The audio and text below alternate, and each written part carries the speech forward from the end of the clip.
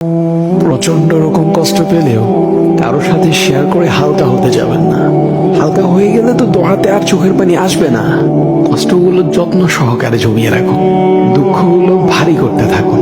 দুনিয়ার মানুষের সাথে দুঃখ ভাগাভাগি করে কি লাভ, যখন তারা সান্ত্বনা ছাড়া আর কিছুই দিতে পারবে না। বরং নিজেকে সবার সামনে স্ট্রং রাখুন যতটা পারা যায়। ঠিক তার বিপরীতে নিজেকে প্রচন্ড রকম ভেঙে চড়ে বিগলিত করে দিন রবের সামনে যতটা পারা যায়। হাজারো মানুষের ভিড়ে মঞ্জিল হারিয়ে ফেললে যেমন অসহায়ত্ব ফিল হয়, তার চেয়েও বেশি অসহায় হয়ে রবের কাছে সাহায্য প্রার্থনা করুন। দোয়া কবুল হলেও আলহামদুলিল্লাহ, আর অপেক্ষা দীর্ঘতর হলেও শুকর আলহামদুলিল্লাহ। যদি এই অপেক্ষার প্রহর গুনতে গুনতে রবের সান্নিধ্যে চলে যাওয়া যায়, তাহলে কে চাইবে এই মধুর নিয়ামত হতে বঞ্চিত হতে?